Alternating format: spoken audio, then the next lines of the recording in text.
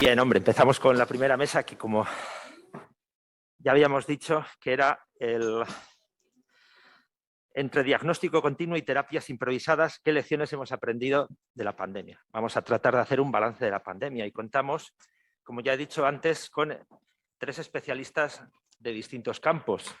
Tenemos un médico psiquiatra, un psicólogo, especialista en riesgos psicosociales, no solamente psicólogo, y una inspectora de trabajo y seguridad social, la responsable. Empiezo por ICIAR. ICIAR es la responsable de la inspección de trabajo del País Vasco, de la comunidad autónoma. Juan Carlos es responsable de Quirón Prevención, coordinador de los riesgos psicosociales dentro del servicio de prevención de Quirón Prevención y reputado especialista en riesgos psicosociales. Y Álvaro Iruín es el director del área de salud mental de Guipúzcoa de Osakidetza. Bien, creo, lo he dicho bien, más o menos. Bueno, bien, vamos a ver, entonces empezamos con Álvaro, luego seguimos con Juan Carlos, luego con ICIAR, 20 minutos cada uno, después hacemos un coloquio y un debate con todos los participantes aquí en esta sala y también online de media hora. Bien, pues empezamos con Álvaro. Entonces, tienes la palabra. Si quieres, dirígete a Tri o como tú quieras, como quieras. Bueno, pues nada, Egunon, y bueno, muchas gracias al Observatorio primero por invitarme y por pensar que puedo aportar yo algo en la búsqueda de soluciones que decía la viceconsejera, ¿no? Y a los que habéis venido, pues lógicamente, por estar aquí también. La verdad es que yo soy nuevo en este ámbito, yo soy psiquiatra de profesión, dirijo la red de salud mental de Guipúzcoa, que es un poco distinto de lo de área. Vale. Luego explicaré lo que somos en realidad. Y llevo 20 años en esta función, con lo cual mi conocimiento clínico de la psiquiatría pues también no pasa por su mejor momento, ¿no? Pero sí es verdad que tengo una mezcla de ambas cosas en la formación y en la vivencia, ¿no? Cuando me plantearon trabajar en una sesión previa a esta, que es cuando yo conocí el observatorio, y estoy muy agradecido de haberlo conocido además, la verdad es que no tenía muy claro lo que podía aportar yo, porque el título no era especialmente de un ámbito en el que yo creía que pudiese aportar algo especial, ¿no? Porque lo de la salud emocional es un término que no acabo de ver, no forma parte de mi pauta formativa, ni de mi actividad diaria, ni estas cosas, y es algo nuevo que ha aparecido ahí, que está muy bien, como cualquier otro concepto. Y los riesgos psicosociales porque los conozco desde la posición de la gerencia que ocupo ahora, con lo cual también tengo una visión probablemente sesgada y relativa de todo, ¿no? Bueno, pero perdón, a ver el avance. Este no. Pero realmente después de eso, cuando ya me mandaron el programa para la sesión y vi el título de la mesa, ya había dicho que sí, no podía decir que no, pero os aseguro que mi primer pensamiento fue decir, pues mira, ya lo siento, pero por un lado estaba como sorprendido y por otro lado casi como ofendido, porque esto de entre el diagnóstico continuo a mí me recordaba a una situación que yo comparto totalmente, que es que poco a poco y según ha habido diferentes versiones de los manuales diagnósticos en psiquiatría, hemos ido incrementando en número las situaciones diagnosticables hasta un punto ya prácticamente insufrible, donde prácticamente cualquier sentimiento humano normal, como decían antes también en la presentación, le ponemos un apellido, si podemos, le ponemos un tratamiento farmacológico y por tanto lo clasificamos automáticamente como una enfermedad. Y yo no estoy de acuerdo con esta evolución y con este concepto, ¿no? Pero luego además es que estaba lo de los tratamientos improvisados y claro, a alguien que se ha dedicado a la medicina y por tanto a poner tratamientos, lo de la improvisación realmente pues no sienta muy bien. Entiendo que hemos improvisado en afrontar una pandemia nueva para todos nosotros y ahí hemos tenido que improvisar, pero desde luego no en las terapias o en los tratamientos que hemos utilizado con los pacientes, ni muchísimo menos, ¿no? Entonces, bueno, pues en esta disyuntiva de participar o no, estaba yo, pero como ya había dicho que sí, pues aquí estoy, ¿no? Efectivamente. Yo pensaba explicaros un poco qué es la red de salud mental de Guipúzcoa, nada, 4 cositas, un poco de información sobre cómo nos hemos organizado y un par de cosas diferentes que creo que pueden ser interesantes y que por eso estoy aquí, ¿no? En realidad. Bueno, la red de salud mental de Guipúzcoa Es una red que básicamente tiene centros de salud mental, que son centros de salud, pero que solo se dedican a la atención a la enfermedad psiquiátrica, y también estructuras de día, que son estructuras donde el paciente pasa más tiempo que una consulta normal. Son actividades más o menos ordenadas, regladas, grupales, y que se repiten diariamente y que, por tanto, tienen una población estable como pacientes que asisten, ¿no? Esta es la distribución. Bueno, sabéis que Guipúzcoa tiene 6 OSIs, Organizaciones Sanitarias Integradas de Osakidetza, que integran atención primaria y hospitalizada, que son los círculos grandes, y en cada zona OSI nosotros tenemos 1 o más recursos, que son los que están dibujados ahí con las casitas, bueno, no sé si se ve bien, pero bueno, con los cuadrados, ¿no? De alguna manera. Una característica diferencial, y esto es muy importante, aunque en principio parezca que no, pero una característica diferencial muy importante de la red de salud mental de Guipúzcoa es que no tiene hospitales. No tiene hospitales psiquiátricos propios. Osakidetza no tiene hospitales públicos en Guipúzcoa. ¿Y por qué esto es importante? Pues porque todos sabemos que los hospitales tienen un buen número de recursos disponibles, no de camas, sino de personal, y que debido a la reforma psiquiátrica lo que se propugnaba era que las camas hospitalarias y, por tanto, el personal que las atendía se reconvirtiesen en recursos ambulatorios, o extrahospitalarios se llamaba antes. De manera que si tenías camas y tenías personal, quitabas 20 camas y sacabas una enfermera y un psiquiatra, por decir algo, a la calle en una estructura de día. Al no tener hospitales, nosotros no hemos podido reducir nada, porque no teníamos nada, y todos nuestros recursos han seguido siendo ambulatorios. Por tanto, para incrementar los recursos no tuvimos más remedio que ya en el año 97, mucho antes de que los sociosanitarios estuviese de moda, inventarnos un modelo sociosanitario en colaboración con la Diputación de Guipúzcoa que nos ayudase a construir más estructuras de día y también estructuras residenciales para personas con enfermedad mental grave. Que esto es algo que no estaba previsto y bueno, pues esto fue un grupo de gente como siempre animosa, pues como los del observatorio, que de repente se ponen a generar ideas y ven que la cosa puede funcionar, hasta completar un poco el mapa que os enseño ahí, ¿no? De manera que somos una organización pequeña, sin hospitales y muy acostumbrada a trabajar con el medio, no solo con lo social, también con lo jurídico, lógicamente, y también con el ámbito educativo. Y toda esta constitución de organización o este modelo comunitario de atención tiene su origen en el País Vasco, en un documento elaborado en el año, que se presenta en el año 83, el grupo de trabajos de 1979, que hace ya una temporadita, en el que se genera un grupo de trabajo bajo un mandato del gobierno, evidentemente, para diseñar cómo debiera ser la asistencia psiquiátrica y la salud mental en el País Vasco. Estamos hablando del año 83 y aquí en verde os pongo la Estrategia Nacional del Estado Español en Salud Mental, que es del año 2009, quiere decir que llevábamos 26 años con una estrategia de adelanto, digamos, a muchas otras comunidades. Eso nos ha dado una ventaja realmente durante muchos años en la atención, ¿no? Pero fijaros que ya este hombre que pongo aquí, que era Julián de Ajuriaguerra, que era un psiquiatra vasco, en mi opinión, con poco reconocimiento público aquí, pero yo creo que realmente era un genio, diseñó ya entonces todo el sistema que tenemos hoy en la actualidad, que no hemos sido capaces de mejorar, con algunas puntualizaciones, evidentemente. Pero él ya hablaba entonces de un plan de asistencia psiquiátrica y salud mental. Ya eran dos conceptos. La asistencia psiquiátrica era el tratar la enfermedad, que es lo que más hemos hecho realmente. Y la salud mental estaba bajo el concepto de prevenir la enfermedad mental o de promocionar la salud mental, en esa doble vertiente, ¿no? Y Julián de Ajuriaguerra ya entonces, en el prólogo de este libro, que para mí es casi como un incunable, decía algo muy parecido a lo que hemos comentado antes, que debíamos crear una red asistencial, potente evidentemente, que responda a las necesidades sin crear una psiquiatrización excesiva. Estamos hablando del año 80, teniendo en cuenta que la vida es un problema y que no hay que psiquiatrizarla. La sociedad, por su parte, debe ocuparse de los conflictos que crea y de las desigualdades que acepta o impone. A mí esta frase, desde la primera vez que leí Es el plan, que era el año 85, siempre me ha dejado como un pozo continuo. Es decir, que le digo, ¿cómo puede ser alguien tan clarividente, ¿no? ¿Cómo puede ver tan bien las cosas y cómo podemos los siguientes hacerlo tan mal? porque realmente lo que hemos hecho es psiquiatrizar.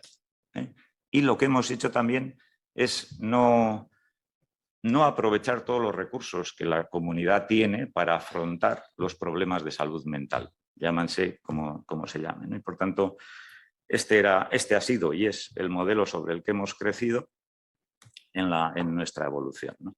Bueno, pues explicado esto, que somos pequeños, sin hospitales, con pocos recursos y bajo un modelo comunitario de atención, bueno, pues llegó la pandemia, ¿no? Pues hasta entonces teníamos una serie de centros con un funcionamiento más o menos estable, funcionamos con una historia clínica electrónica, con una agenda electrónica también, como sabéis, para las citas, bueno, todo estaba más o menos organizado.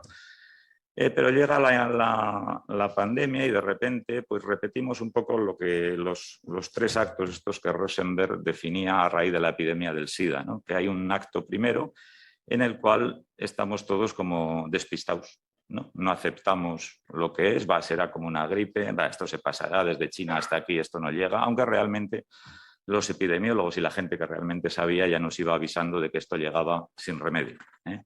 Pero es solo cuando ya de repente empezamos a verlo cerca nuestro, o alrededor, en el entorno, o empieza a haber las primeras muertes, que aceptamos que esto es una realidad. Esto también se tradujo así en lo asistencial. Ahora hablo exclusivamente de la red de salud mental de Guipúzcoa. O sea, no quiero que se entienda que estoy hablando del servicio de salud, ni muchísimo menos, ¿eh? Y en un primer momento pues hay una respuesta de este tipo. Cada uno acepta más o menos, pero realmente no tomamos ninguna medida especial de entrada, ¿eh?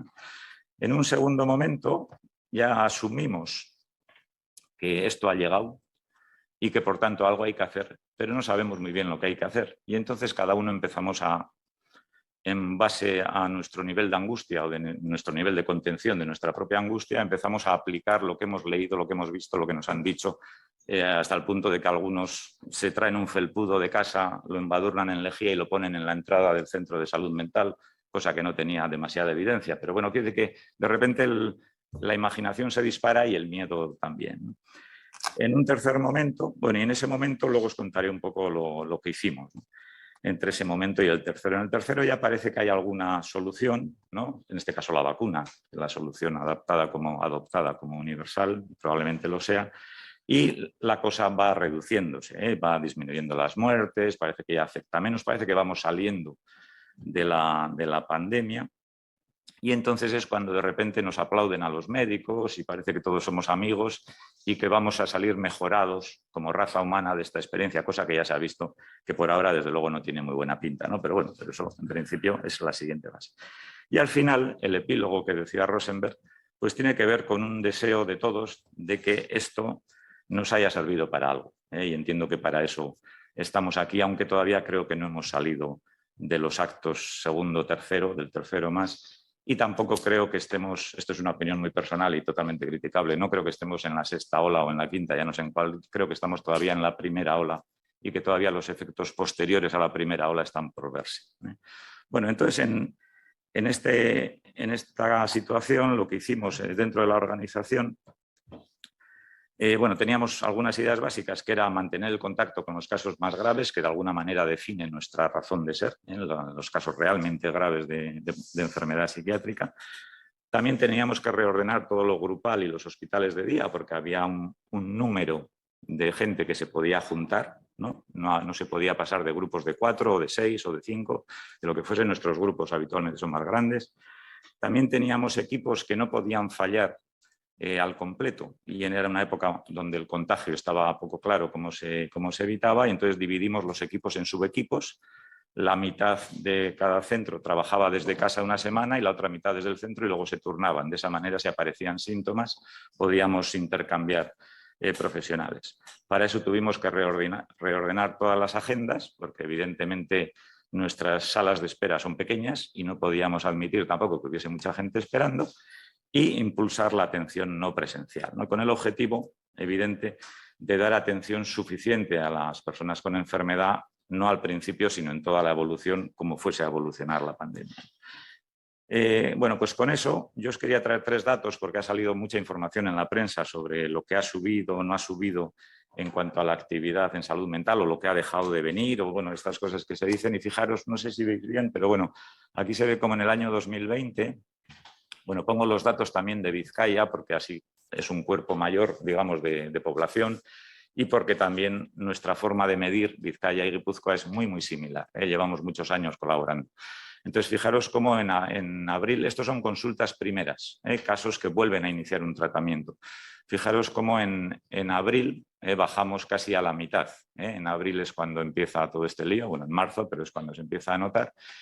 Y fijaros que ahora mismo, con datos hasta 30 de noviembre, ya hemos recuperado, no del todo, pero casi, el número de consultas primeras. Estábamos en las 3.000, 3.000 algo y ahora estamos aquí rozando también las 3.000. Poco a poco, realmente, a pesar de la complejidad para el sistema y de que el 90% de los casos que nos llegan vienen de atención primaria, hemos recuperado ese nivel. Digo lo de atención primaria porque, lógicamente, si la atención primaria está muy afectada, también los casos que nos derivan se afectan, ¿no? en la posibilidad de acceso y de llegada al sistema de salud. Lo mismo con los pacientes totales que hemos atendido, pues fijaros que entre el 19, en el 20 prácticamente se mantienen igual y en el 21 suben hasta noviembre también, lo mismo que las citas realizadas.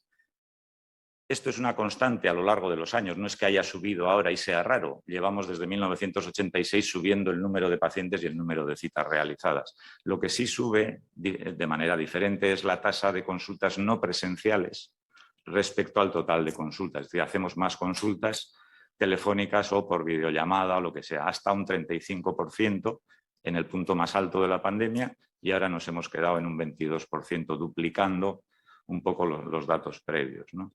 En cuanto al número de pacientes graves, TMG es trastorno mental grave, en sus requisitos, pues veis que también nos movemos en un número similar.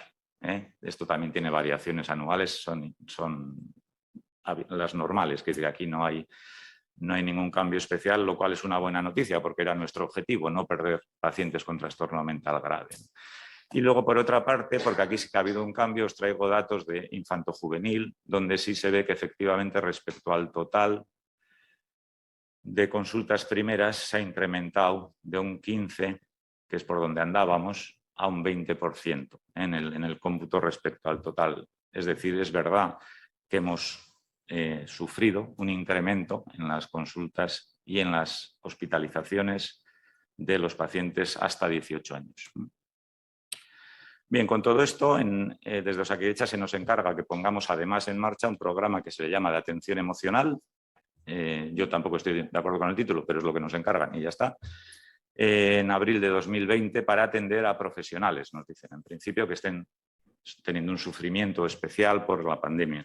En ese momento lo empezamos así, pero yo insisto, yo y otros, insistimos en que no debiera estar abierto solo a profesionales, sino también a gente que ha sufrido por la pandemia, a la población en definitiva, pero que no tiene intensidad suficiente para ser considerado una enfermedad mental.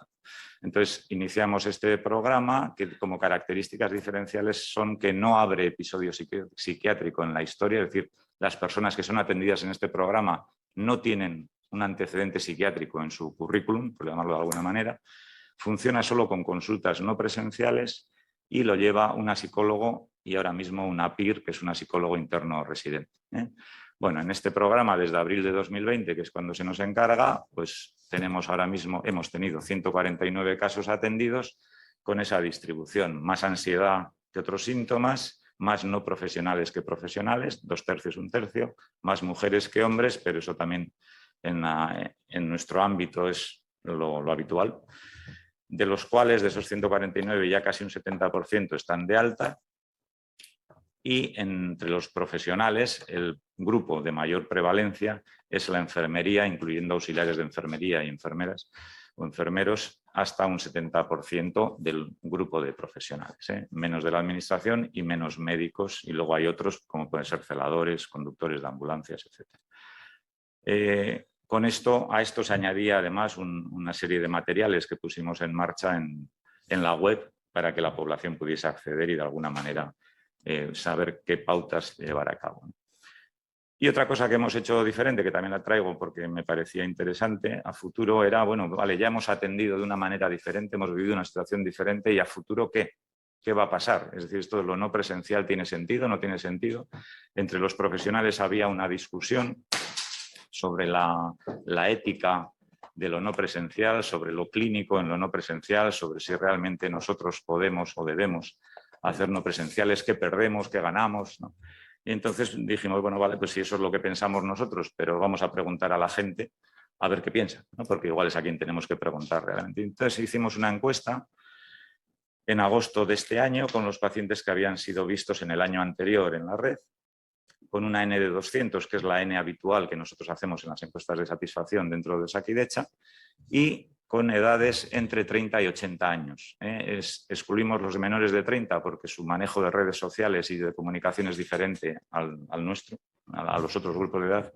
Y a los de mayores de 80, pues porque como estábamos pensando en el futuro, pensábamos que realmente cuando tienes más de 80 tienes menos futuro, con lo cual tampoco su opinión nos parecía imprescindible aquí, ¿no? Con esta distribución de edades, con más mujeres que hombres, esto es lo normal también en la red, y intentando acceder a todos los grupos diagnósticos de los manuales de enfermedades mentales, de manera que tanto los trastornos graves como los menos graves estuviesen representados, que ya veis que están ahí dibujados en esos 4 cuadrantes.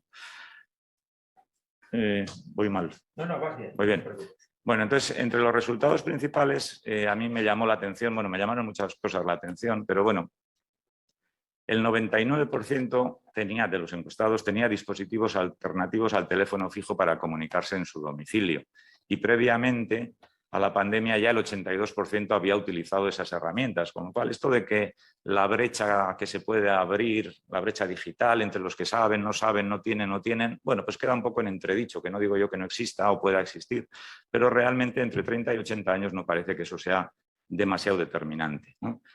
El 82% había sido atendido en alguna ocasión de manera no presencial en nuestra red. La atención o la valoración de la atención se puntúa con un 7,08, con un 68% de puntuaciones entre 7 y 10, que es un resultado muy similar a las encuestas de satisfacción normales, las de las consultas presenciales, y se valora igual o mejor el resultado en el 35% de los casos. A futuro, un 57% preferiría realizar solo consultas presenciales y un 4,55% solo no presenciales. Es decir, es cierto que todavía lo presencial tiene, y probablemente tiene que tener, una presencia importante de cara al futuro, ¿no? Pero había casi un 40% que preferiría alternar ambos tipos de consultas. Había algunos acuerdos casi globales, que era que la primera consulta y las situaciones de urgencia, la mayoría de la gente pensaba que deben ser presenciales. Esto se ha replicado luego en varios estudios en diferentes autonomías. En los casos de consulta no presencial, la videollamada y la consulta telefónica son los medios preferidos por los pacientes, con un mayor porcentaje en la videollamada, que es algo en lo que evidentemente tenemos que trabajar desde el sistema de salud, y de hecho estamos pilotando, bueno, está pilotando Osakidetza, nosotros estamos participando, ya un segundo piloto con videollamadas adosadas o incluidas en la historia clínica electrónica. Y también las personas entrevistadas decían que la vía no presencial para gestiones debería ser algo que nosotros deberíamos facilitar más de lo que lo facilitamos ahora, siendo la vía preferida para estas gestiones el correo electrónico y luego el teléfono, ¿no? Hay un cierto miedo profesional en abrir los correos electrónicos a todo el mundo, porque todo el mundo entiende que eso podría ser una invasión inmanejable de correos. La realidad demuestra otra cosa, pero bueno, pero en principio los miedos también aquí están presentes, ¿no? Con lo que las ideas principales que hemos extraído es que prácticamente toda la población cuenta con medios alternativos al teléfono, debemos habilitar y potenciar la videollamada y a su vez el registro y utilización del correo electrónico para los trámites administrativos. ¿Qué hemos aprendido? Si es que hemos aprendido algo, que yo creo que sí, pero bueno, tampoco soy demasiado optimista. Esto es un rasgo, no tiene nada que ver con nada. Bueno, creo que hemos visto que podemos adaptarnos muy rápido, mucho más de lo que todos nosotros pensábamos, sin ninguna duda. También hemos visto que somos capaces de colaborar en equipos más de lo que pensábamos. Nos ha sorprendido que los pacientes con trastorno mental grave no hayan tenido recaídas llamativas, ni hayan tenido más ingresos, ni más asistencias en urgencias, ni nada de nada. Es como si para ellos que tienen un déficit de relación social, esto es una suposición, el ir a una situación en la que toda la población carecía de relación social, les igualaba al resto de la población y les hacía sentirse, en ese sentido, más incluidos en la tribu, por decirlo así, ¿no? Pero esto es una interpretación sui generis, ¿eh? Y luego, una cosa importante en relación al programa este de apoyo emocional, que yo quiero ver en él simplemente una expresión de posibles programas no ligados a COVID obligatoriamente ni a nada en especial, sino a ver cómo ayudamos a la gente a llevar mejor sus problemas de la vida sin psiquiatrizarla, que era lo que nos decía Julia Guerra, ¿no? Y en ese sentido verlo como un programa preventivo a futuro que tendrá que abrirse como una línea nueva, entiendo yo, de Osakidetza, desde luego no con los recursos que tenemos, y que podría ser un apoyo a atención primaria en muchos casos que ellos tampoco saben manejar, pero tampoco creen que sean como para derivar a la red, ¿no? Y entre los aspectos, ya no sé si negativos o negativos y positivos, pues nos hemos dado cuenta de que somos vulnerables. Es decir, nos ha dado un baño de realidad esto como no pensábamos. Creo que eso es bueno realmente, aunque es un aspecto negativo. Tenemos un problema añadido de escasez de personal que lo tiene todos los sistemas. Veo un problema en que parece que se nos olvida rápido lo que hemos pasado. Lo único que parece que nos importa es poder ir a tomar vinos y a cenar. Esto es un problema, yo pienso que muy, muy importante, que requiere algún pensamiento. Creo que la comunicación ha sido mejorable. Sin más, creo que ha habido ambigüedades en la información sanitaria que se ha dado y que eso se debe cuidar a futuro. Y luego creo que hace falta un par de reflexiones sobre por qué hay dificultades para que algunos grupos se vacunen. Creo que la evidencia científica debe tener mucho más peso de lo que tiene y esto no es una cuestión opcional, esto es una cuestión necesaria. Y creo que necesitamos hacer nosotros, pero también la sociedad, un análisis sobre qué pasa con la edad infanto-juvenil, por qué ha afectado tanto y si realmente lo que estamos haciendo con ellos y la educación que les estamos dando es la mejor que les podríamos dar para afrontar situaciones de crisis. Y nada más. Muchas gracias.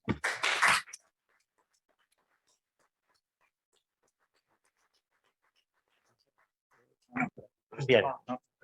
Vale, pues oye, pues muchas gracias, Álvaro. Es enriquecedor contar con gente como tú en el observatorio o en las actividades del observatorio y entonces, porque hasta ahora no habíamos contado con ningún psiquiatra que estuviese en nuestros actos, pero ha sido realmente interesante todos los datos que has dado y todas las reflexiones que has hecho. Bien, pasamos a Juan Carlos, vamos a ver. Bueno, pues venga, tiene la palabra Juan Carlos Fernández Arias. Venga, adelante. Bueno, buenos días a todos. Muchas gracias al Observatorio Vasco y a Osalan por invitarme a estas jornadas. Yo vengo a hacer un poco un resumen de la reunión previa que ha dicho Álvaro que tuvimos, en la que la parte de psicosociales estaba Manuel Velázquez, estaba Ramón Ferrer de la Universidad de Barcelona, María Jesús del Instituto Nacional de Seguridad y Salud y Anabel de la consultora especializada en psicosociología de AFOR. Voy a intentar meter un poco las ideas que conseguimos en algunas de ellas estar de acuerdo, en otras no, de qué ha pasado con esta situación del riesgo psicosocial en todo este momento, ¿no? Primero, sí que estamos todos de acuerdo, como ha dicho Álvaro, en que esto ha supuesto un impacto. Los que trabajamos para las empresas, los que somos una entidad de servicio para una empresa, un servicio de prevención ajeno como en el que yo trabajo, supuso un impacto por la ruptura de toda la línea de continuidad que se llevaba haciendo en el mundo de la empresa, ¿no? Los ERTEs, los cierres de negocios, proyectos de evaluación psicosocial que se cancelaron drásticamente, otros que se demoraban porque todo el mundo pensaba que mañana íbamos a encontrar la solución a la pandemia y cada mes tenías una reunión para decir, no, la semana que viene empezamos. El escupir a toda la gente de las empresas a su casa con la modalidad de teletrabajo, en muchos casos los echaron en Rolls Royce y en otros casos los echaron con un carro sin caballo y no tenían medios ni recursos y esto supuso una situación totalmente muy dura. El verte metido en tu casa, en las relaciones personales que cambiaron absolutamente a todos y luego el componente emocional de la gente que perdió seres queridos, la gente que vivió esa situación en su casa y que a la vez estaba compartiendo todo ello, ¿no? Y por último, como hemos hablado, ese futuro incierto de muchos de ellos a fecha de hoy. Todavía hay una parte que siguen diciendo que no saben si van a volver a trabajar porque siguen en ERTE, no saben si van a estar en una situación o no saben algunos de ellos lo que se van a encontrar cuando llegue a la empresa, ¿no? Cuando lleguen de nuevo a su puesto. Todo esto a nivel psicosocial tiene una afectación.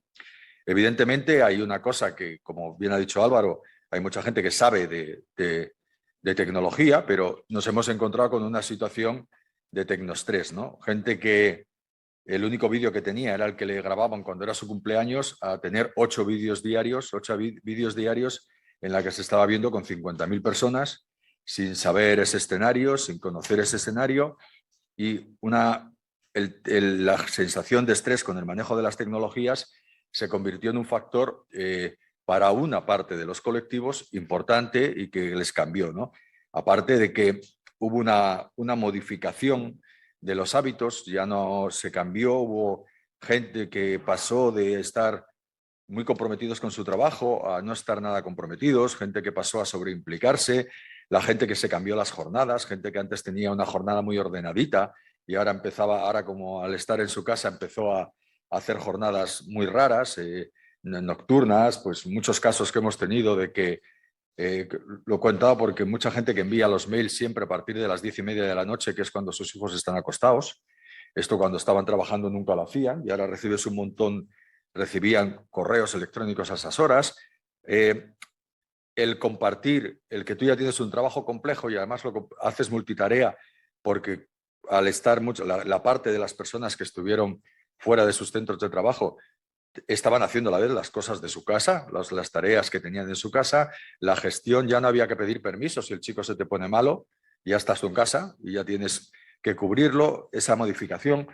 Y luego, bueno, la sensación de muchas personas de que tan pronto tenías la sensación de que estabas aislado, como te veías en una pantalla con 40 personas más haciendo una conferencia, que parecía que estabas hiperconectado, ¿no? Y bueno, pues lo que siempre digo, que en todo este complejo pues ha habido una evolución muy clara y ha habido algo que nos tenemos que echar en culpa desde el punto de vista de la psicosociología, que todo el planteamiento de la psicosociología aplicada al mundo laboral no tenía un abordaje de gestión de crisis, no tenía un protocolo para ver cómo gestionamos esto en las empresas, para ver cómo podemos apoyar a las empresas, y nos pilló a todos con el pie cambiado, y eso fue un problema, ¿no?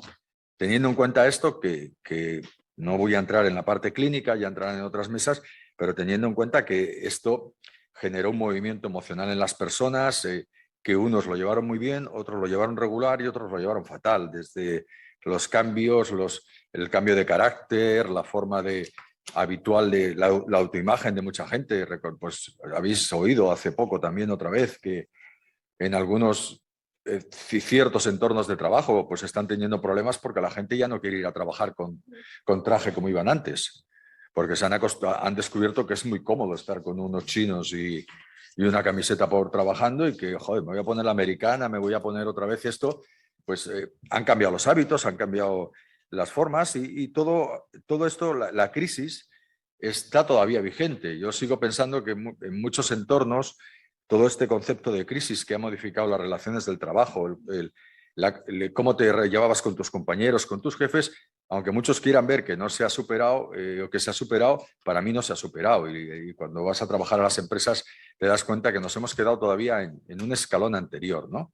Y además pensar que hay muchos entornos de trabajo que empezaron el 1 de septiembre de nuevo presencialmente, otros el 1 de junio y otros van a empezar el 17 de enero. Hay una parte de las empresas con la cual somos servicio de prevención que nos están pidiendo programas porque el 17 de enero empiezan lo presencial, ¿vale? Para que los trabajadores vuelvan. Eso dependerá de la evolución, claro, porque igual el día 14 les dicen volveros todos a casa y que esto se vuelve a aplazar, ¿no? Es una situación complicada de entender. Dentro de todo esto, pues se le ha puesto mucho peso a la parte de la tecnología. Desde nuestro punto de vista, la parte de la tecnología tiene una influencia muy fuerte en la gestión de las empresas, y aquí tenemos los dos polos, ¿no? Las empresas, pues hay desde empresas que han cuidado ese aspecto hasta empresas que no lo han cuidado y lo que han aprovechado es para cerrar oficinas, amortizar espacios de trabajo y plantearse un escenario totalmente distinto basado en que la tecnología nos lo está permitiendo, ¿no? Pero todo esto sí que al final repercute en las personas que trabajan y al final repercute en la salud. Todo esto, no vamos a hablar del tecnoestrés. Evidentemente hay mucha gente que ha focalizado su estrés que ya tenían anteriormente, que esto no es que ahora estén estresados y antes no. Lo que pasa es que antes tenían un estrés que estaba en una parte de los profesionales, no tenía la dependencia de la tecnología. Y entonces al tener ahora la tendencia de la tecnología, ha aparecido en muchos de ellos el fenómeno del tecnoestrés. Y luego, como siempre, han aparecido los tantos sistemas. Llega un momento en que seguramente alguno de vosotros, pero llegaba un momento en que yo tenía 5 plataformas de vídeo y en función de con quién te conectabas te decía, no, utiliza el Zoom, no, utiliza lo que queráis, el Teams, utiliza la otra. Y dices, pero ¿cómo puedo tener tantos sistemas, tantos modelos de trabajo absolutamente distintos, ¿no? Luego los comportamientos raros que han salido, la nomofobia como dependencia absoluta de los dispositivos, o los incrédulos que todo creen que esto, igual que salió por las redes sociales que el volcán de La Palma era un montaje para distraernos, pues evidentemente todo el mundo que pensaba que todo esto no era real, ¿no? Y aparte de eso, hay gente que lo ha llevado a un extremo. A mí siempre me gusta en mis ponencias poneros casos reales, publicados y acreditados. Si veis la CNN, os lo aconsejo que lo veáis. El CEO de una empresa fintech americana, Bitter.com, convocó a 900 empleados a una videoconferencia de Zoom. La videoconferencia dura 1 minuto 39 segundos y en los cuales les dice, todos los que están usted aquí convocados están despedidos con carácter inmediato. ¿Vale? Ha sido muy sonado, muy sonado. Aquí está los que sois del mundo de derecho y tal, que en España esto no se podría hacer, pero ha sido muy sonado porque este hombre ha aprovechado la tecnología, el Zoom y la posibilidad, diciéndoles, os convoco, no les dice para qué, y en 1 minuto 40 segundos os aconsejo que lo veáis porque es muy divertido. Primero dice que casi llora y luego les dice que están despedidos con carácter inmediato. No, pues claro, esto nos ha llevado a un escenario, lo pongo como exageración, un hecho real, pero que nos ha llevado a una modificación sustancial de la comunicación. Y una modificación sustancial de que mucha gente puede haber aprendido a que a través de estos medios no tiene que enfrentarse con su realidad normal porque hay una pantalla por medio y hay un sistema que te permite aislarte, ¿no? ¿Qué ha pasado con todo este tipo de cosas? Bueno, hay cosas muy buenas en esto de la pandemia y yo siempre lo planteo como un elemento muy positivo. Ha habido una generación de documentación que nunca había habido, ¿vale? Hemos tenido una generación de material durante este último año y medio en el campo de prevención de riesgos, en el aspecto de psicosociología, que previamente no había existido. Se actualizó el método para la evaluación y gestión de los factores psicosociales en pequeñas empresas. Se hizo una guía para el riesgo psicosocial en la actividad de cuidado de personas mayores.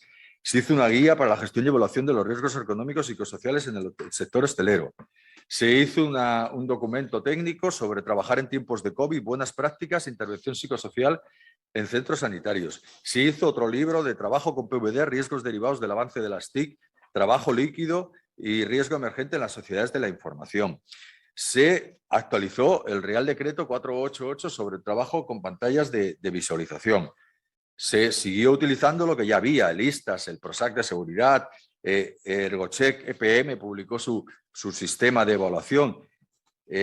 Ha recibido muchas más consultas la guía electrónica para la gestión del estrés y los riesgos psicosociales de la Agencia Europea y también, evidentemente, los planteamientos que ha hecho la OIT. Lo de la OIT y la Agencia Europea ya estaba, pero todo lo anterior ha sido una generación de todo este tiempo que ha mejorado. Y cómo no, no voy a mirar a Manuel Velázquez, pues el parto ese tan largo que hubo sobre el criterio de la inspección, que fue como un sin mañana, pues al final salió el 104/2021 de la inspección. Esto modificó un cambio. Anteriormente habíamos tenido el convenio 190 de la OIT sobre violencia en el lugar de trabajo.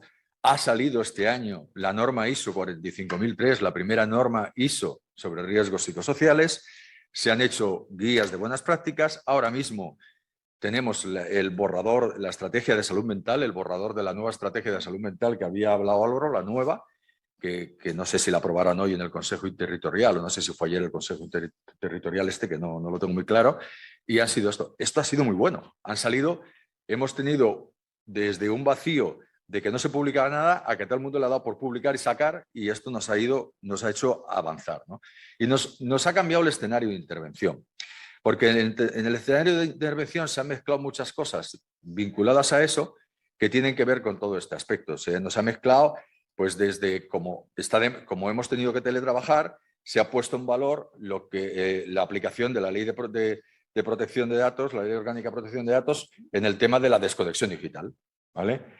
Como hemos tenido que aprovechar todo este tipo de escenarios, ya se considera necesario, como están todos los planes de igualdad en empresas de más de 50, el tema del plan de igualdad, pues hay que meter ya en todas las evaluaciones psicosociales la perspectiva de género. Como estamos en procesos de tal, pues desde el instituto están trabajando, y desde Osalan y desde otros sitios, para que el tema del envejecimiento esté incluido. Esto nos ha cambiado la forma de evaluar. El criterio de la inspección acota, empodera y ha generado a muchas empresas un problema de temor, de miedo, ¿no? Hostia, que han publicado un criterio, vamos a ver qué hacemos, ¿no? Y ha impulsado mucho la evaluación psicosocial en muchos entornos que lo tenían parado, porque entienden que este criterio es mucho más claro que lo que había antes. Ahí podemos discrepar o podéis pensar lo que cada uno tiene, pero la gente entiende que el criterio está mucho más claro en cuanto a la necesidad de evaluar los riesgos psicosociales, con lo cual ahí hemos ido mejorando y hemos ido teniendo otras formas. Pero yo creo necesario, aprovechando un poco lo que ha dicho Álvaro, creo necesario que en todo este tema del riesgo psicosocial y lo que ha ocurrido en la pandemia, creo que hay que plantearse que hay que estar prevenidos para lo que pueda venir. Y que si tenemos que aprender algo, es que igual, de cara a las empresas, no les tenemos que dar un psicólogo porque tengas un trabajador mal, no les tienes que dar otro tipo de opciones, o sea, no tienes que ir apagando fuegos, no tienes que ser el psicosociólogo. En psicosociología no deberíamos ser nunca bomberos o como decía un viejo amigo mío, TEDx, ¿no? Desactivar bombas incendiarias en las empresas. Habría que establecer un plan de contingencia, como aquí he puesto la definición que dice el Instituto de Ciber, nunca me sale el nombre, el INCIBE.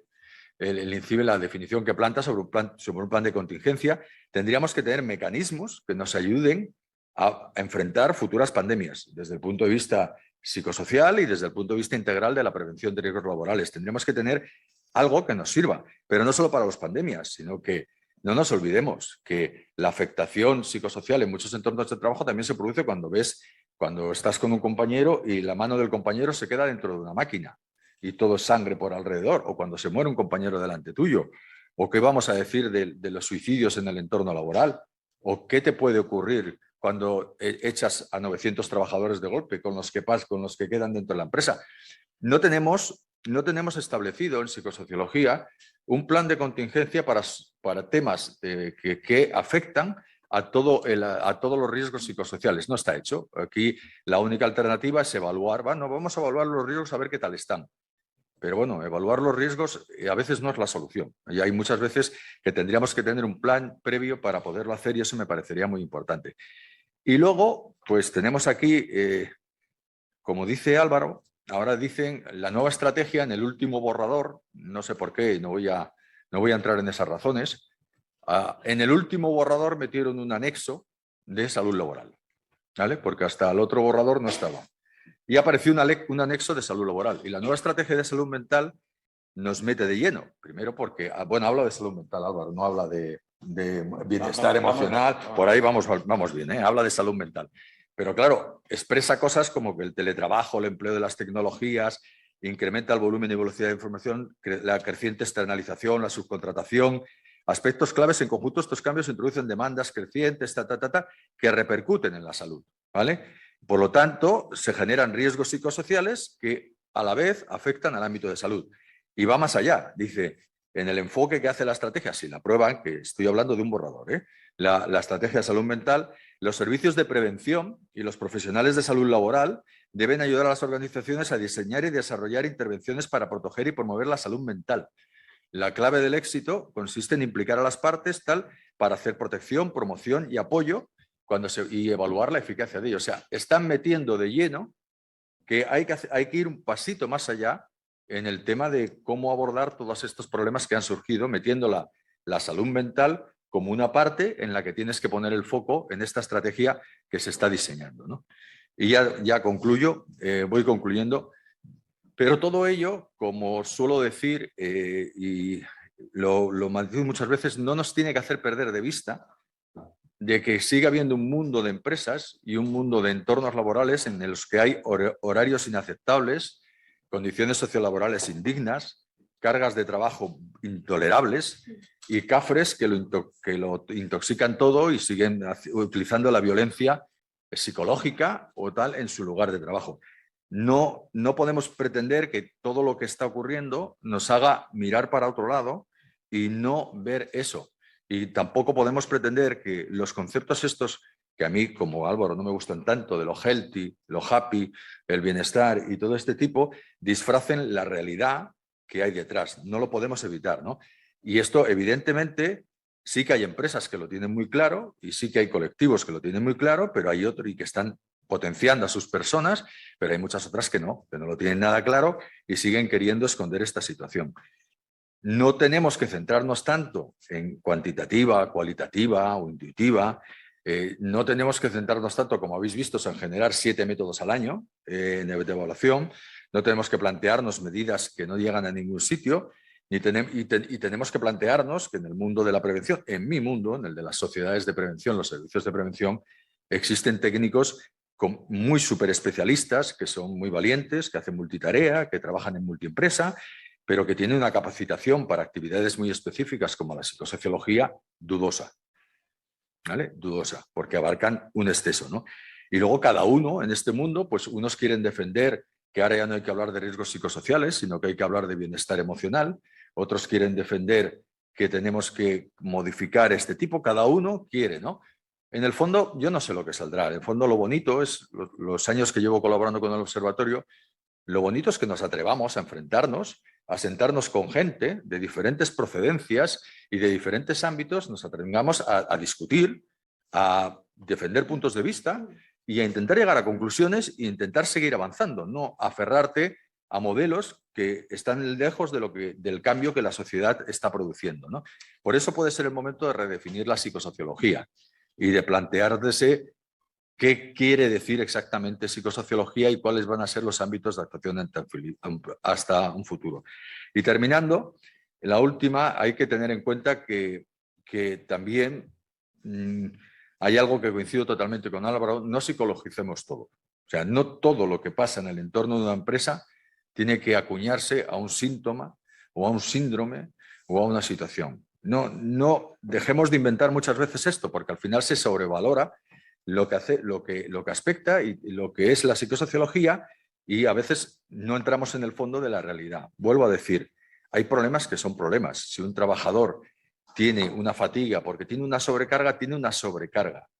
No es que tenga un ambiente estresado, ni tenga, necesita un curso de mindfulness para poder entender y poder asumir que tiene que seguir haciendo 600 piezas por hora. No.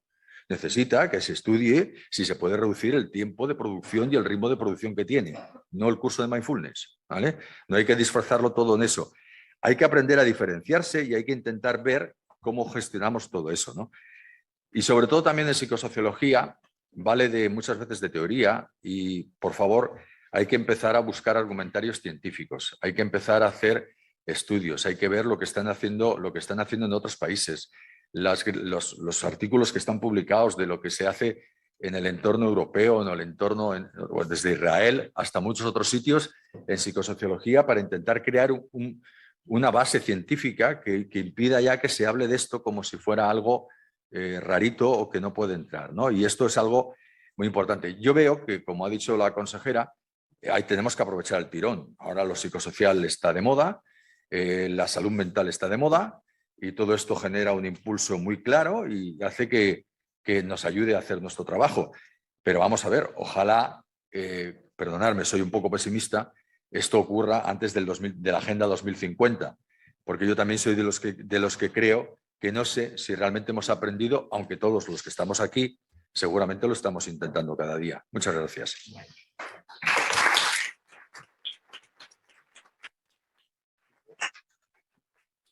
Bueno, muchas gracias, Juan Carlos. Ha sido, como siempre, muy interesante tu intervención. Bien, tiene la palabra mi compañera Iciar. A ver. Iciar González Carrasco. Hacemos lo de las sillas, ¿no? Sí, te iba a hacer lo de la Espera, silla. vamos a ver. Tienes que poner esto. Esto lo Deja de quito. presentar. Deja de presentar. Ahí. Dejar de Deja presentar de ahí. presentar. Sí. Ya está. Adelante. Egunon, guztioi. Gracias al Observatorio por la organización de la jornada, a la universidad por ser el anfitrión y por invitarme. Yo lo que os voy a transmitir, voy a tratar de ser bastante, resumir un poquito. La verdad es que no es transmitir una experiencia y puedo, digamos, corregir, ¿no? el desfase de tiempo que llevamos. Bueno, desde la Inspección de Trabajo, desde Trabajo en general, desde el departamento, aquí comparto hoy jornada con Elena, que era la autoridad laboral, ahora es la viceconsejera, y la verdad es que esto nos pilló de sorpresa como a todo el mundo. Yo recuerdo que pocos días antes del 14 de marzo nos reunimos como en un alarde de vamos a afrontar esto que nos viene, porque estábamos viendo que estaban empezando a haber expedientes de regulación de empleo de las empresas gestoras de los comedores de los colegios. No se nos ocurría que podía haber muchos más expedientes. O sea, están viniendo los expedientes. Ah, claro, están viniendo. Bueno, y nos planteábamos, nos reunimos la autoridad laboral directora con los delegados territoriales y yo, responsable de la Inspección de Trabajo, con los jefes de la inspección. Y decidimos que, claro, nos parecía lógico, veíamos nada más en principio un problema jurídico. ¿Qué tipos de expedientes de regulación de empleo son? Porque teníamos pues, los dos tipos, ¿no? De la normativa ordinaria, los que vienen de causas económicas, técnicas, organizativas o de producción, y los de fuerza mayor. Pero los de fuerza mayor, en principio, la construcción jurisprudencial que seguimos es que son acontecimientos imprevisibles o, aunque hubiesen sido previsibles, son inevitables. Y hablamos de fuerza mayor, hablábamos cuando era incendio, inundación, este tipo de supuestos. Pero bueno, pero había un punto, ¿no? Había una deriva, que era la fuerza mayor impropia, que también era una construcción jurisprudencial que decía que podían ser expedientes de fuerza mayor impropia cuando había un factum principis, ¿no? Un hecho gubernativo, un acto gubernativo que obligaba a cerrar un determinado centro de trabajo. Experiencias de este tipo, pues yo recuerdo cuando hice un expediente de fuerza mayor en un bar, un disco bar, porque tuvieron una orden gubernativa que tenían que cerrar temporalmente en tanto que insonorizaran por cumplimiento de nuevas normas, ¿no? Entonces dijimos, bueno, pues en este caso hay un acto gubernativo que son este orden de cierre de colegios, una orden que en cada comunidad autónoma será por su departamento correspondiente, y en base a eso, pues claro, consecuencia de un real decreto o una orden que cierra colegios, lógicamente los comedores no pueden estar, vale, fuerza mayor. Y nos quedamos así. También es verdad que pensábamos, pero en breve, porque ya estaba viendo el diálogo social ha sido muy intenso en esta etapa y sabíamos que se iba a sacar una norma en la que se iba a afrontar el tema de los expedientes de regulación de empleo. Que efectivamente hubo, pero nosotras esperábamos que a lo mejor hubiera una nueva modalidad de expediente de regulación de empleo, una nueva y que, bueno, pues que iba a dar soluciones a esto. Bueno, la cuestión es que empezaron a salir normas, pero no una, salieron decenas de reales decretos ley durante todo el año, que teníamos que ir estudiando día a día según iban saliendo, porque todos tenían repercusiones desde el ámbito de trabajo para las personas trabajadoras. Y los expedientes se siguieron llamando de fuerza mayor, pero bueno, fueron acompañados de subvenciones, demás, que cada real decreto ley que salía eran diferentes, teníamos que estudiar. Aún así, aun con este pequeño acercamiento previo al estado de alarma, cuando el día 16 de marzo del 2020, lunes, nos enfrentamos todos, que después de que ese fin de semana raro en el que nos dijeron que ya no podíamos salir de casa, todo el mundo tuvo que volver a trabajar. Y gente que había estado paseando en una playa, pues vio como la Archancha le dijo, señores, señoras, tienen ustedes que irse a casa, y al día siguiente todo el mundo se montaba en el metro porque tenía que ir a trabajar y se montaban en los coches. Y se montó pues una muy gorda, la verdad. Y entonces, desde la Inspección de Trabajo, ¿cómo lo vivimos? El teléfono no paraba de sonar, las llamadas eran tanto de personas trabajadoras como de organizaciones sindicales y empresas, porque las empresas también llamaban, es decir, todos los agentes sociales que interaccionan en el ámbito laboral, nadie sabía qué hacer y pues una de las posibles salidas, ¿no? Pues era ir a la inspección de trabajo. Claro, por encima nos encontrábamos con el que normalmente cuando quieres recurrir a la inspección de trabajo te presentas a la inspección de trabajo. Ese día todo el mundo sabía que a la inspección de trabajo presencialmente no se podía ir. De modo que llamadas, lo primero que tuvimos que decidir es cómo canalizábamos todo aquello, porque se querían poner denuncias. Decidimos que íbamos a dar correos electrónicos de los jefes y mío y de algunos inspectores cada día el que estuviese de guardia y que nos mandasen por escrito pues lo que querían denunciar, aparte de llamadas telefónicas, porque es lo que hace todo el mundo en la inspección, se dedicó a coger el teléfono, a ver qué pasaba, lo transmitían a la jefatura y bueno, pues vimos que teníamos que estudiar el tema, no nos esperábamos.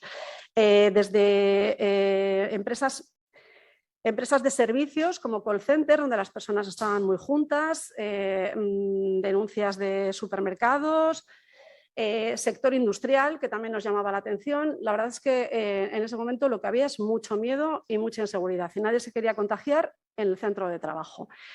La inspección de trabajo, claro, lo primero que analizamos es cómo canalizamos esto, ya lo encontramos rápido, después correos electrónicos y llamadas telefónicas, y sí que es verdad que iniciamos un procedimiento para crear una vía telemática oficial para interponer denuncias. Y para mayo así teníamos ya el procedimiento por tramitagune, que es nuestra vía ordinaria para presentar denuncias, y es verdad que en ese momento se presentaron muchas porque todavía no estábamos habituados a ir presencial, pero se ha seguido utilizando.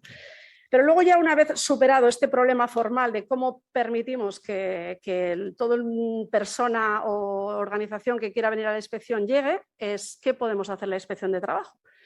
Porque claro, la inspección conforme a su normativa reguladora, es un órgano que fiscaliza el cumplimiento de la normativa laboral.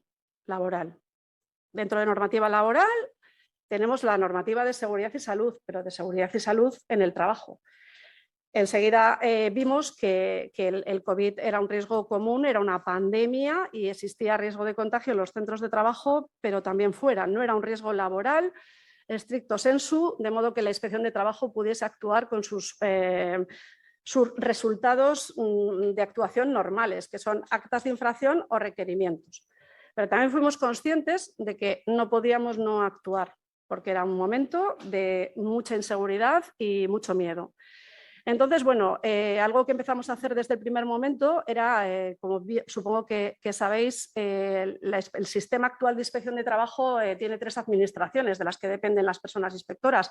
La gran organización, que es el organismo estatal autónomo de la inspección de trabajo, que tiene inspecciones en todas las comunidades autónomas y en todas las provincias, y después en Cataluña y el País Vasco tenemos transferencia.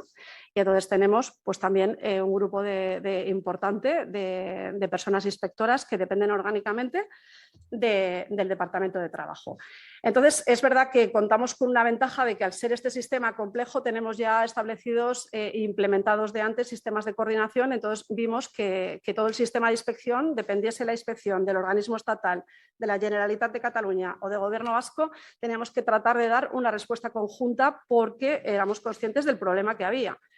Entonces nos coordinamos muy bien desde el primer momento y sí que se estudió la cuestión a fondo. Bueno, teníamos videoconferencias a montones en las que tampoco estábamos familiarizados. Nuestro Tecnostrés era, aparte de la responsabilidad propia de asumida como inspección de trabajo por lo que era el fondo del asunto, luego teníamos Tecnostrés porque empezamos a utilizar pues, videoconferencias que no estábamos acostumbrados.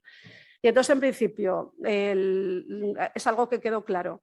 No tenemos competencia, porque es un riesgo común, pero vamos a tratar desde el organismo estatal autónomo, se iniciaron ya los diálogos y las conversaciones con el Ministerio de Sanidad, que era el que lideraba todo el tema del estado de alarma, para que, si lo tenían a bien, hubiese una habilitación competencial a la inspección de trabajo para vigilar el cumplimiento de las medidas protectoras del COVID en los centros de trabajo. Y esa habilitación llegó, pero llegó en julio. Entonces, hasta julio pues nos tuvimos que manejar con los mimbres que teníamos, que eran pues nuestros buenos oficios. Constantemente hacíamos, por parte tanto de la Dirección General del Organismo Estatal Dirección de Cataluña y Dirección de la Inspección del Gobierno Vasco, instrucciones a la plantilla de cómo considerábamos que tenían que actuar cada nueva norma que había. Porque además la inseguridad la sentíamos todas las personas que estábamos en la inspección. Entonces las inspectoras te decían, por favor, decirme, tú a mí dime, estoy en la última pantalla, y tú a mí dime cómo tengo que actuar, qué tengo que decir, qué tengo que hacer. Bueno, pues pensamos que debíamos actuar con los medios habituales de intervención de la Inspección de Trabajo, haciendo visitas si lo considerábamos necesario, teniendo reuniones si las considerábamos necesarias, que la mayor parte de ellas fueron en videoconferencia, pero también hubo presenciales, conversaciones telefónicas. Vamos a actuar y cuando comprobemos que efectivamente en el centro de trabajo correspondiente existen incumplimientos de la normativa de protección frente al COVID, pues vamos a hacer una advertencia, vamos a hablar con las partes y vamos a decirles que desde la inspección pensamos que se puede adoptar esta medida o se puede adoptar esta otra. Además nos encontramos con otro problema añadido, y era que es que las empresas en esos momentos, aunque quisieran poner mascarillas, no las tenían. Entonces, bueno, y en ese momento se estaban adoptando medidas a todo correr de interponer barreras físicas, barreras de metacrilato en puestos de trabajo que estaban muy juntos, así como Juan Carlos y yo, poner barreras. Entonces, bueno, recomendábamos, advertíamos, sin valor jurídico desde nuestro punto de vista, excepto en aquellas actividades profesionales en las que la presencia de COVID es un riesgo biológico y es un riesgo profesional habitual y ordinario. Entiéndase, todo sector sociosanitario, por supuesto, la inspección actuó con sus medios ordinarios y con toda la fuerza o facultades que le da la ley ordenadora. Se actuó también mucho el sector sociosanitario, ambulancias, residencias, centros sanitarios, estuvo mucho. Pero ahí no nos vimos en problema de que no saber qué hacer o no tener medios. Ahí se levantaron actas de infracción, se hicieron requerimientos y en muchas ocasiones hubo situaciones complejas porque la organización correspondiente nos decía, no, sí, yo ya sé, pero es que no tengo, ¿qué hago? Yo no puedo parar, yo tengo que seguir. Problemas jurídicos que os podéis imaginar la complejidad que tenía. En los otros supuestos, donde la presencia de COVID no era un riesgo biológico ordinario laboral, pues actuamos de esta manera.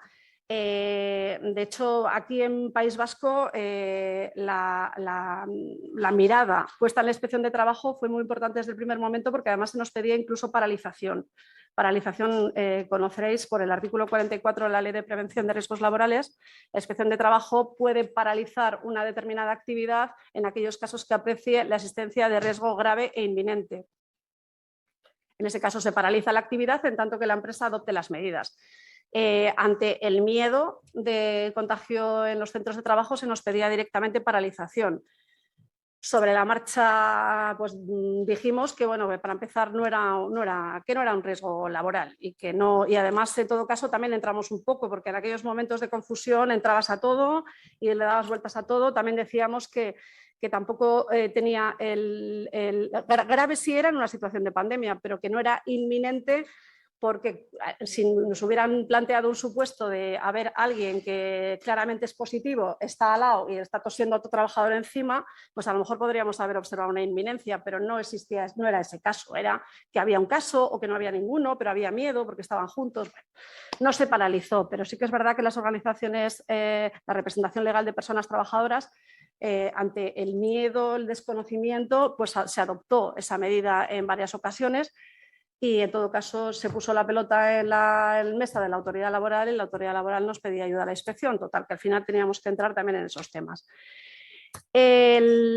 Rápidamente, no los primeros días porque no llegamos a tiempo, pero sí decidimos crear una serie de campañas en nuestro sistema de información, en Integra, en las que pudiésemos meter pues, todas aquellas actuaciones que hacíamos en la materia, porque también se nos ocurrió en ese momento que podíamos tener que contar muchas veces qué es lo que habíamos hecho.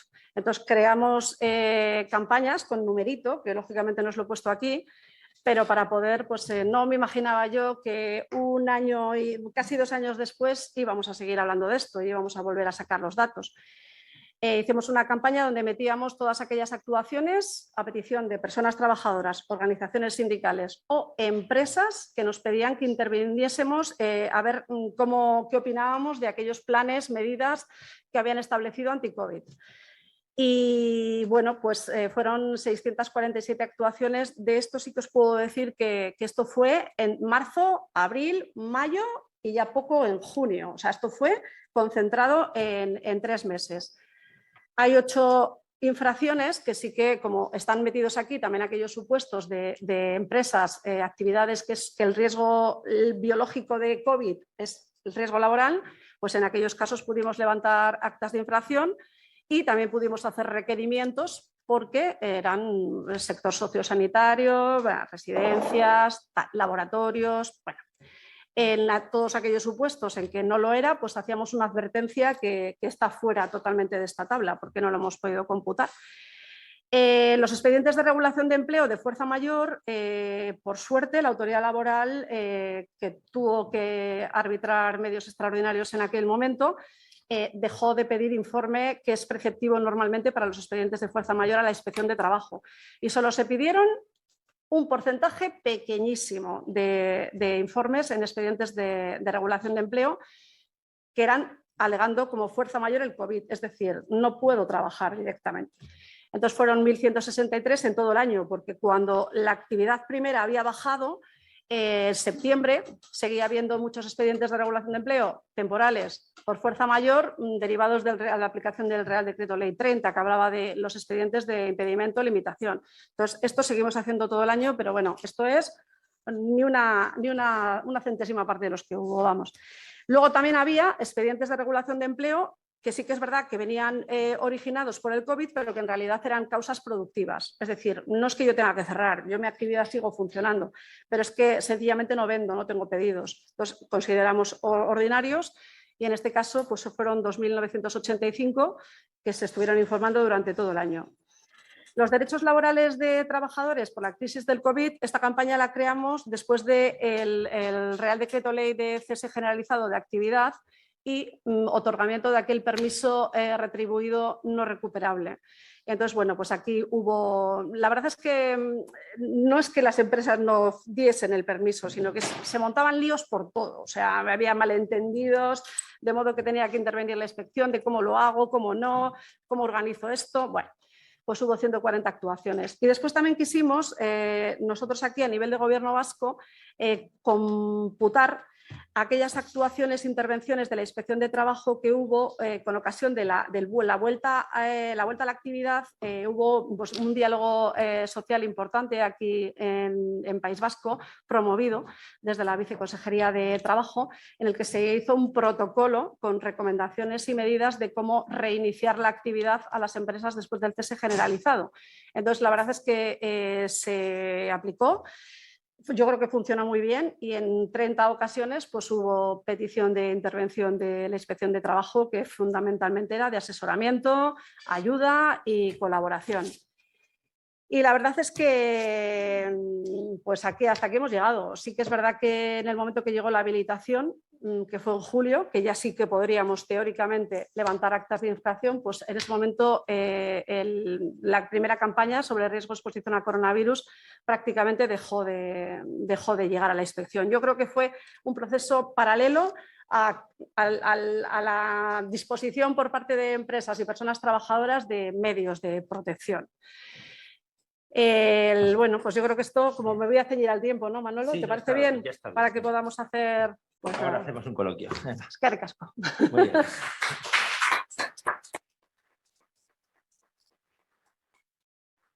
Bien, y comenzamos el coloquio. A lo mejor hay personas que lo han hecho preguntas por chat, pero bueno, de todas formas, vamos a dar preferencia naturalmente a los que estáis aquí en la sala. Bien, ¿alguien quiere intervenir?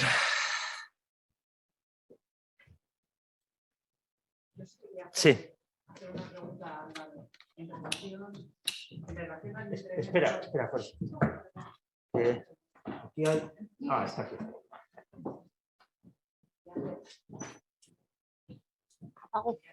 Quería preguntar a Álvaro en relación al incremento de casuística infanto-juvenil, si tenéis alguna hipótesis en relación a las causas. Pues gracias por la pregunta, como se suele decir, pero no sé si tengo respuesta. Tenemos todas las hipótesis que cualquiera de nosotros podría imaginar o podría pensar, pero no tenemos ninguna conclusión al respecto. O sea, lo que ha pasado realmente, por si eso sirve de ayuda a la hora de conceptualizar esto o de entenderlo, es que durante el primer periodo de la pandemia, o sea, abril, marzo, hasta septiembre, octubre, más o menos, curiosamente los casos incluso de niños más graves o de niños, estoy hablando hasta 18 años siempre, ¿no? Entonces, pero ahí hay una diferencia entre lo que es niño y lo que es adolescente realmente. Pero en ese primer periodo, incluso los casos más graves, recuerdo que es cuando estábamos confinados, o sea, todas las familias juntas, bueno, todo este lío, ¿no? No pasa nada. De hecho, los casos más graves incluso algunos mejoran, sin que entendamos tampoco muy bien por qué, también todo hay que decirlo. Pero llega un momento en octubre o algo así que empieza a haber un incremento coincidiendo, ya no sé con qué ola ni con qué momento, pero bueno, con un recrudecimiento del problema, empieza a haber un incremento de casos, sobre todo en la etapa adolescente, ¿no? Entre 14, 13 y 17 años más o menos.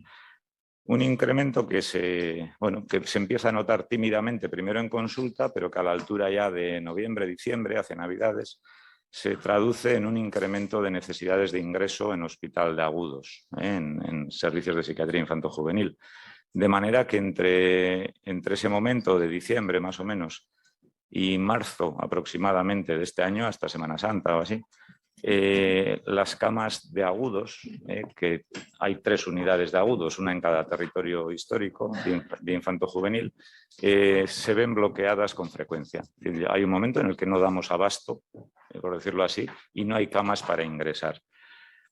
No hay camas para ingresar porque los casos y la forma en que se presentan los casos, los síntomas y lo que aparece por allí, es muy distinto a lo que estábamos acostumbrados antes. Aparecen formas distintas de expresión. Empiezan a aparecer, por ejemplo, muchas somatizaciones, es decir, mucho síntoma físico, ¿no? Que es algo habitual en adultos, en una franja de edad sobre todo, pero que en niños es poco habitual. Pero empiezan a aparecer, pues da igual, dolor de cabeza, dolor de tripas, me da igual, imaginaros cualquier síntoma físico que pueda interferir. Pero además con una expresión de malestar muy, muy importante que obliga al ingreso, pero que además por la inespecificidad hace que el ingreso se alargue, porque no encontramos cómo mejorarlo, ¿no? Y eso hace que las camas se bloqueen, efectivamente. Si en vez de estar 15 días cada uno estamos 25, pues lógicamente con el mismo número de camas la capacidad de rotación es menor y entonces el sistema se bloquea. No entendemos por qué, es así.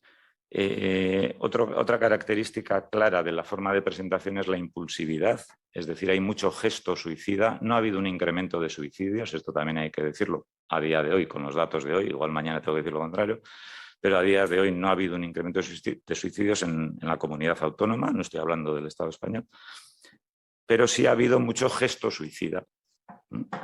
Los gestos suicida, por la gravedad de lo que implican en cuanto al malestar, ¿no? De lo que está sufriendo esa persona, muchas veces también obligan a un ingreso como medida de precaución, ¿no? Y entonces ese conjunto hizo que el sistema en un momento determinado se bloquease. Ahora, curiosamente, el sistema se ha desbloqueado y tampoco entendemos por qué. Ahora vuelve a haber camas, ¿no? Entonces, hay muchas veces que en las crisis grandes, yo he vivido... Bueno, la del 2008, pero he vivido como clínico en el año 2000 o así. Yo trabajaba en Zumárraga y allí eran grandes empresas que en un momento se fueron todas al carajo, ¿no? Entonces, en esos momentos de crisis donde tú esperas que va a pasar no sé qué, casi nunca acertamos. Esa es la realidad, ¿no? Entonces empiezan a aparecer cosas que no sabes por qué, pero aparecen. Y hasta que logras integrarlas en tu funcionamiento habitual pasa un tiempo, pero es que probablemente nunca sabremos explicarlas, ¿no? Que siempre se ha dicho, yo que sé, que las grandes crisis económicas incrementan el riesgo de suicidios. Si uno mira la estadística en Euskadi, después de la crisis de 2008 hizo un pico hacia abajo. Bueno, entonces creo que es un tema de estudio. Yo creo que tiene mucho que ver el modelo social que hemos creado nosotros, entendidos los de nuestra edad, quiero decir, hemos generado un modelo con unas necesidades de satisfacción inmediata de las cosas que lógicamente ante una situación de incertidumbre no se puede dar y ahí genera más ansiedad. La angustia, la duda sobre todo es el componente fundamental de la angustia. Cuando no sabemos qué va a pasar es cuando más nos angustiamos. Entonces, bueno, ahí hay un conglomerado de cosas, pero es hablar por hablar, ¿eh? Pero realmente no te sé contestar a la pregunta. Gracias. Bien, ¿más preguntas?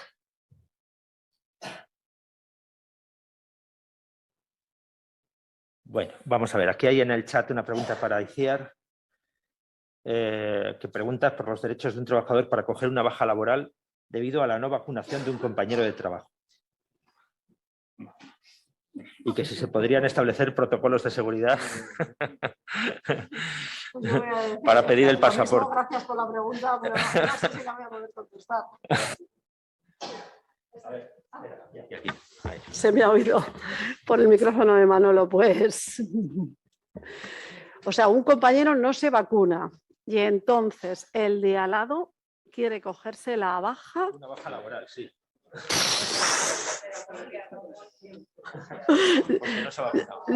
Yo creo que Lourdes Iscar, médico, directorado Salan, ¿qué opina?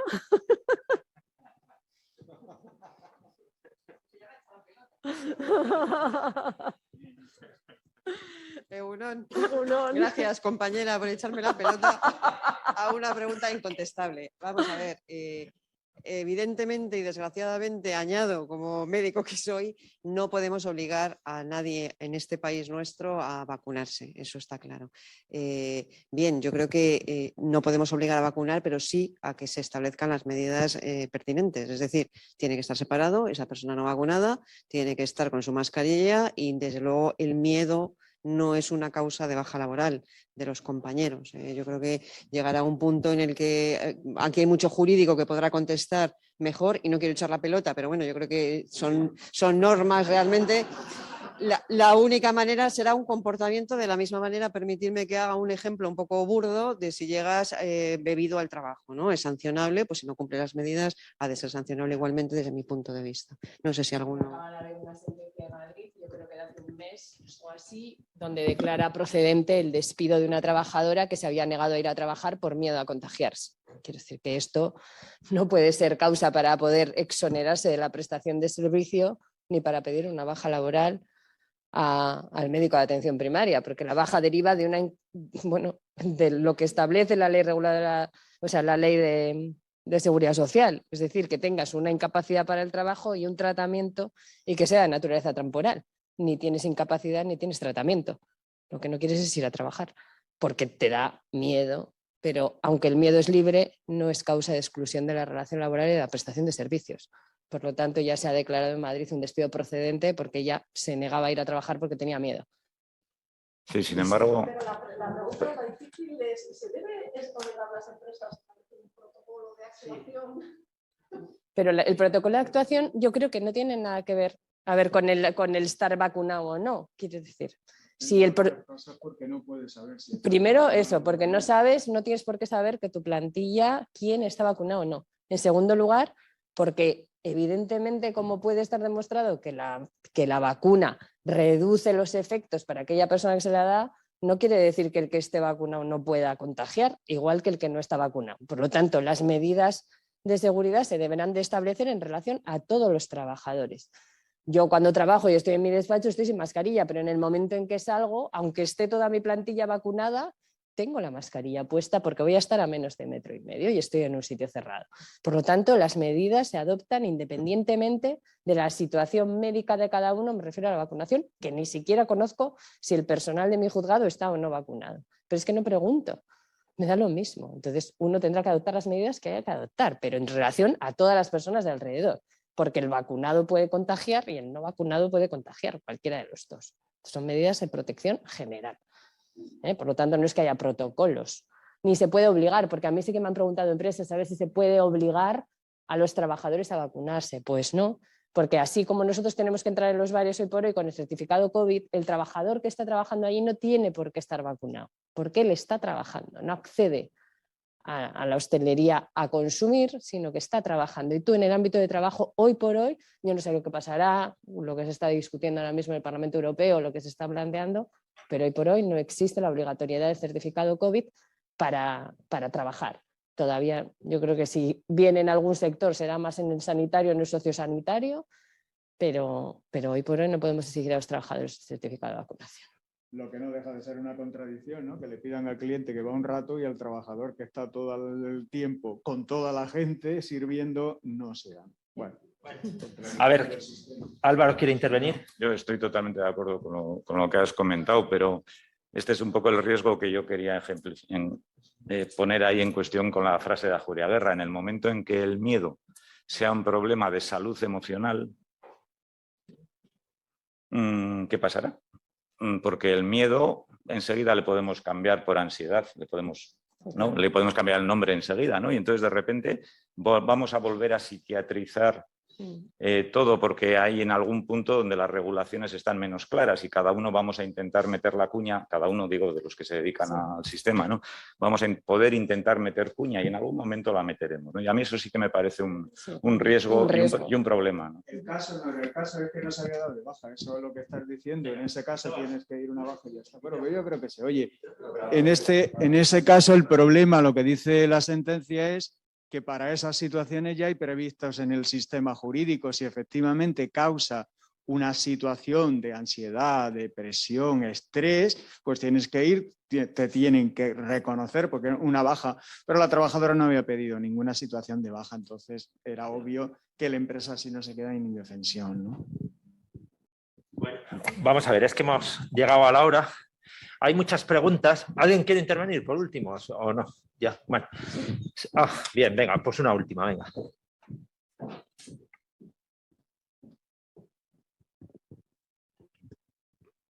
Yo quisiera preguntar otra situación en la que son los trabajadores los que no cumplen las medidas de prevención amparándose en certificados médicos, etcétera. Me refiero al uso de mascarilla y luego no existe una posibilidad de adaptación de su puesto de trabajo a estar fuera del trabajo, porque yo estoy refiriéndome al ámbito de educación. Tienes que estar con los alumnos, tu trabajo es el de docente y entonces, ¿qué pasa si, y sabemos que hay, en algunos casos se establecen unos certificados médicos ajenos a la situación del trabajo, no conocen el puesto de trabajo, los médicos que los expiden, ni siquiera a veces son de la provincia, son de otros sitios, etcétera, pero justifican una situación de no uso de mascarilla y no pueden entrar al centro porque serían un riesgo para ellos y para todos los demás. ¿Cómo podríamos enfocarlo? En algunas ocasiones sí y en otras no. En algunas ocasiones sí y en otras no. Pero en muchas ocasiones no tienen certificado, pero ahí es más sencillo. En otras sí tienen un certificado, no de Osakidetza, no de sus especialistas y no concluyente en nada, no tienen diagnósticos, no tienen nada. Desde el servicio de prevención tenemos que decidir qué pasa con esas personas y cómo se adapta a un puesto que no se puede adaptar, porque tendríamos que dejar al profesor en su casa haciendo teletrabajo con todos los alumnos solos en el centro, imposible. Y también tenemos que garantizar la presencialidad de los alumnos, porque hay muchas situaciones en las que no pueden estar fuera por igualdad, no deben de estar fuera del centro. ¿Alguien quiere decir algo? Porque ya hemos llegado al tiempo. ¿Quieres decir algo, Beatriz? A ver. ¿O Cristóbal? No, venga. bueno, sí, vamos a ver, rápidamente. Porque esa situación ya se ha dado, de hecho, en el ámbito de la universidad. tienes que acreditar. Hay en los protocolos otras cosas, los riesgos psicosociales no está en ningún protocolo, pero esta cuestión sí está en los protocolos. Cuando estás en un grupo vulnerable, primero hay que certificar médicamente que eres grupo vulnerable. Eso no puede ser una cosa de facto, no se puede presumir, o lo eres o no lo eres y necesita un certificado médico. Si no es público, tendrá que ser o de una mutua o de un servicio de prevención. Si se da, es obligación entonces de la empresa o permitir el teletrabajo. Esto ya hay varias sentencias de diferentes universidades en las que esos profesores pidieron el teletrabajo. Si no es posible, habría que ir a la adaptación del artículo 25 de la Ley de Prevención de Riesgos Laborales. Si no es posible porque no hay ninguna manera, pues entonces se tiene que producir una suspensión con derecho a cobrar, ¿no? Es decir, no se puede producir una suspensión de empleo y sueldo por esa cuestión. Habría que llegar a un acuerdo. Es decir, artículo 25 de la Ley de Prevención de Riesgos Laborales, si el teletrabajo no es una situación que pueda darse, ¿no? Aunque por lo que me estás comentando, siendo docencia, que me dice que es un grupo de alumnos especial, ¿no? Niños, pero bueno, niños pueden ser 12, 13 años. No, perdón. La mayor parte de las comunidades autónomas han tenido a los niños en casa, ¿no? Y luego conexiones, ¿no? Vamos a ver, cuidado que esto, por ejemplo, en mi comunidad no ha ocurrido, pero en otras comunidades, la de Valencia, por ejemplo, ¿no? No, que sean niños, hombre, si son bebés, pues si estamos hablando ya de 7, 8 años, hay niños que han tenido conexión, ¿cómo que no?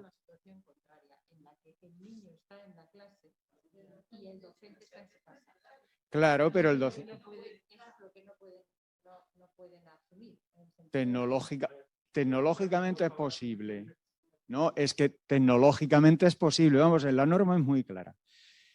Si existe un riesgo, esa persona no puede ir al trabajo.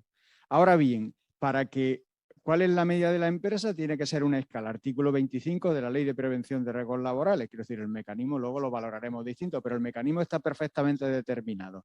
Es una situación de especial sensibilidad. Vamos a decir que la norma tiene respuesta. La norma tiene respuesta.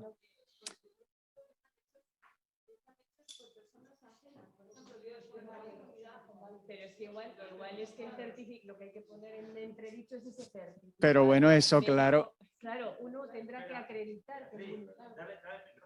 No, bueno, que nos sabemos aquí, que lo compartimos. Que uno tendrá primero que acreditar esa vulnerabilidad, que es lo que dice Cristóbal. Tendrás que tener un certificado oficial. Si tu médico de atención primaria está aquí, lo que no me vale es que vayas a un médico privado que te diga que no quieres o no puedes llevar mascarilla. Si realmente no es válido es porque no quieres llevarla. Me refiero, porque si fuese válido, pues no puedes y ya está, ¿no? Entonces, lo primero que habrá que valorar es la viabilidad de esos certificados o exigir que sea la mutua la que valore efectivamente. Artículo 22. Eso claro, eso es evaluación. Esto es un rollo que haya que estar. No quiero decir, la respuesta está establecida, es decir, artículo 22 de la Ley de Prevención de Riesgos Laborales. Esa empresa tiene que tener un servicio de prevención que incorpore lo que es vigilancia de la salud y, por tanto, si se da un problema de salud, tiene que estar certificado. Si el certificado no es creíble, que es lo que me estás diciendo, tendréis que tener un servicio de prevención con incorporación de la vigilancia de la salud que le haga el análisis o que revise, se ponga en contacto con el sistema.